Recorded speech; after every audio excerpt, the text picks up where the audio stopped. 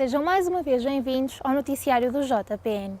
Praticar desporto é cada vez mais comum entre os portugueses, mas nem todas as modalidades exigem o mesmo investimento. Esta semana, o JPN foi conhecer alguns dos desportos considerados da elite. A esgrima é um deles. O que antes era uma prática dirigida às classes abastadas, hoje chega a toda a gente por toda a parte. Foi há cerca de 1 ano e 2 meses que Marta, de 13 anos, por mera coincidência, iniciou a sua jornada pelo mundo da esgrima. Comecei porque na minha escola estavam a fazer uma espécie de workshop sobre a esgrima, no qual estava presente o meu treinador Filipe, e eu experimentei e ele reparou em mim e disse que eu devia começar a treinar. Passado todo este tempo, a aluna já sente os benefícios associados à prática da modalidade. São mais-valias que se estendem a todos os níveis. Eu acho que com a esgrima consigo ter uma resposta mais rápida a certos movimentos e também, como eu tenho surdez, acho que me adaptei bem ao desporto. Gabriel, também de 13 anos, está quase a completar o seu primeiro aniversário na esgrima. Desporto que considera exigente. É, especialmente o trabalho de pernas, mas acaba-se por acostumar. Treinador do Sport Clube do Porto há 8 anos, Filipe teve a oportunidade de se cruzar com miúdos fora do comum. Normalmente os garotos que nos aparecem da esgrima ou viram a esgrima na televisão ou associam a esgrima aos desenhos animados, o D'Artagnan, filmes que têm algumas cenas coreografadas de esgrima que também muitas vezes são emocionantes. Eles acabam por se interessar, alguns deles são miúdos que não gostam dos desportos chamados tradicionais, o futebol, o basquetebol, o handball, que há muita oferta. O treinador reconhece que a esgrima é uma modalidade que requer algum investimento, apesar das ajudas que os clubes estão dispostos a prestar. Os clubes normalmente têm um conjunto de material para a iniciação e esse material é emprestado para o aluno iniciar a sua prática. Posteriormente, e falo aqui pelo Sport Clube do Porto, posteriormente e consoante eles se vão mantendo na prática, é-lhes pedido que eles vão adquirindo o seu próprio material devagarinho, não é? Em Portugal, e apesar de ter crescido nos últimos tempos, a esgrima ainda está longe de ser um desporto que move multidões. Em termos de apoio, um pouco mais complicado, porque infelizmente a esgrima ainda é uma modalidade pequena no nosso país e infelizmente o nosso país de desporto está muito direcionado para o desporto rei, que é o futebol, não é? E estas modalidades mais pequenas têm muito poucos apoios e muito pouca visibilidade. Ainda assim, há sempre quem plante os seus sonhos além fronteiras. Tenho um objetivo muito difícil, que é ir aos Jogos Olímpicos 2020. A esgrima é uma prática que atravessa a história e sobre a qual, no Porto, se podem vir a contar muitas histórias. A equitação continua a ser um desporto de eleição para vários jovens. O JPN está no Centro Hípico do Porto para saber o que motiva os atletas desta modalidade. Não é assim, Joana Loureiro?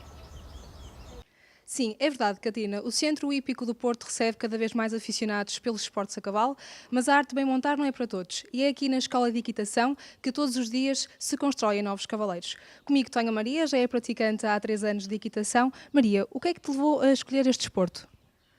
Não sei, eu sempre tive uma paixão por animais, cavalos inclusive, portanto eu vivo aqui perto, passar na curva da autoestrada aqui todos os dias, sempre a olhar, até que um dia decidi vir.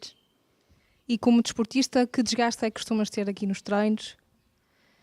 Sim, quando a pessoa está sem montar há muito tempo, quando volta, anda assim uns tempos com as pernas quase nem fecha.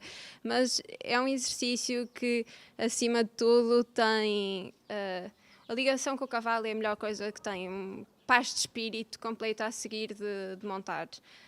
Desgaste físico, tem um desgaste físico normal de qualquer desporto, mas eu acho que a mais-valia deste desporto é efetivamente a relação com o animal, com a majestade que tem um cavalo, não é? Já participaste em algumas competições, como é que foi a experiência? Sim, eu participei em algumas provas de escola. Eu adoro porque eu sou competitiva, mas a experiência gira é muito diferente de montar em prova ou montar em casa no dia-a-dia, porque a adrenalina, eles próprios sentem a adrenalina da prova, portanto todos os comportamentos são diferentes. Obrigada, Maria. Obrigada. Portugal continua a ser dos destinos favoritos pelos cavaleiros para a prática da equitação. Resta-nos esperar que nasça um novo campeão que leve a galope Portugal pelas competições mundiais. O golfe é uma modalidade que requer disciplina e concentração. Numa altura em que este desporto escocês volta aos Jogos Olímpicos, desmistificamos a ideia de que o golfe não é para todos. O golfe tem origens escocesas que remontam ao século XV, mas só chegou a Portugal há cerca de 120 anos.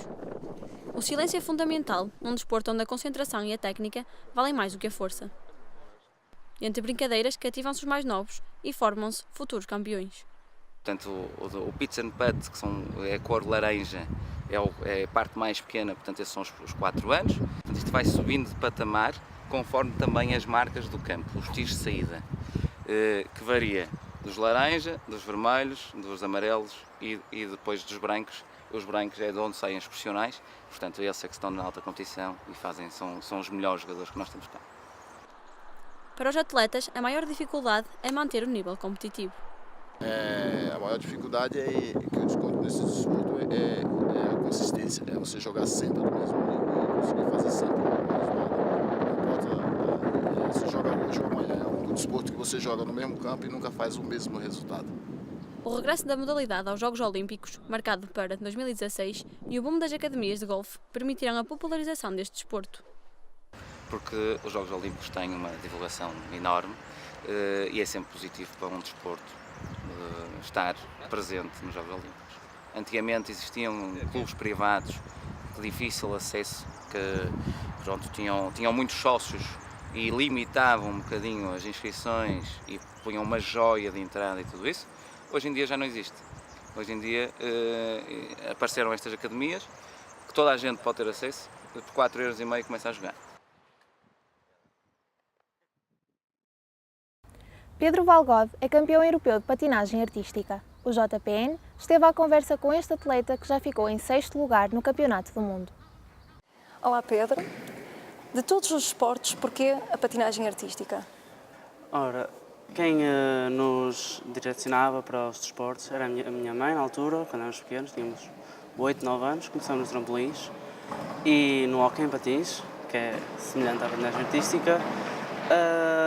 Depois, se calhar, ou pela minha irmã não gostar tanto, acabamos por trocar, fomos para a patinagem artística no Argoncilho e depois fomos evoluindo e acabamos aqui em Custóias.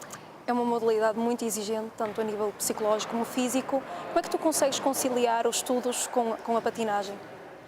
Acho que é mais uma questão de método. A patinagem tira muitas horas, é verdade. Nós chegamos a treinar 5, 6 horas às vezes por dia, durante o período de aulas. É uma questão de focar o tempo e saber o que temos que fazer. E esse tempo foi bem aproveitado, porque foste campeão europeu, mas não é apenas o teu único título. É verdade, eu e a minha par, a Ana, minha irmã, fizemos pares de dança séniores e fomos 6º lugar no Campeonato do Mundo, ano passado, em Reus. E também fomos os 2 campeões europeus no Taça da Europa, o ano passado, a Ana em juvenil e eu em sénior. E para quem quiser entrar no mundo da patinagem, como é que o pode fazer? Quais os custos? Os custos da patinagem não são um desporto assim muito acessível. As mensalidades rondam à volta dos 50€ por mês e em termos de competições e fatos sobe sempre um bocado, mas com algum esforço a pessoa consegue. Em relação a clubes, a Associação do Porto, na zona do Grande Porto, e Gondomar tem mais clubes.